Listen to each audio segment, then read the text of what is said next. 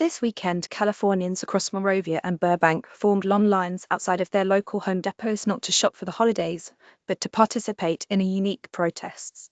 Led by the National Day Labourer Organising Network, the protests involved customers buying and immediately returning 17-cent ice scrapers, a move that disrupted sales and led to a chaos of mass returns at registers. It was a movement to boycott the home improvement chain in response to immigration and customs enforcement's increased presence at their stores. Hundreds of people participated in the ice scraper boycott, which also involved picketing in parking lots with chants of ice out of Home Depot. The message is clear: scrape ice off your properties. ND Elon shared in an Instagram post. This is a necessary escalation. Home Depot has ignored the harm for too long. We will not.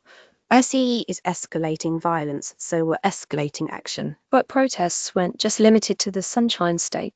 Protesters also gathered outside of Home Depots in Charlotte, North Carolina, a city that has seen a surge of ICE raids in recent days. Image via Flickr. Mike Mozart CC by 2.0. This isn't just commerce, this is community survival. Samara Saldivar, an organizer for the Carolina Migrant Network, addressed the crowd at a Charlotte-based protest this weekend. Right now, the community is under threat. Since Saturday, we've received calls of increased enforcement outside of Home Depots across the city. This follows repeated calls for boycotts against Home Depot as ICE raids continue in Chicago and Charlotte.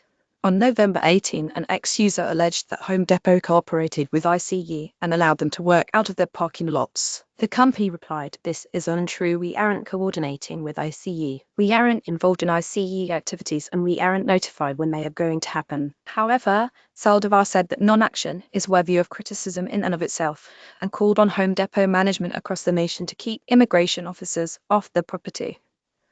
Home Depot has the responsibility and the opportunity to stand with the community, she urged. As a major gathering point, they are not neutral. Their stores are part of daily reality for immigrant workers and families. We need them to be partners in protecting the people who rely on these basics. And we know one thing for certain, Saldivar said. Silence from any of us allows harm to grow. Embedded content you may also like. This church in Charlotte is training parishioners to protect immigrants during ICE crackdown. Loving your neighbors. This holy header image via Flickr. Mike Mozart CC by 2.0.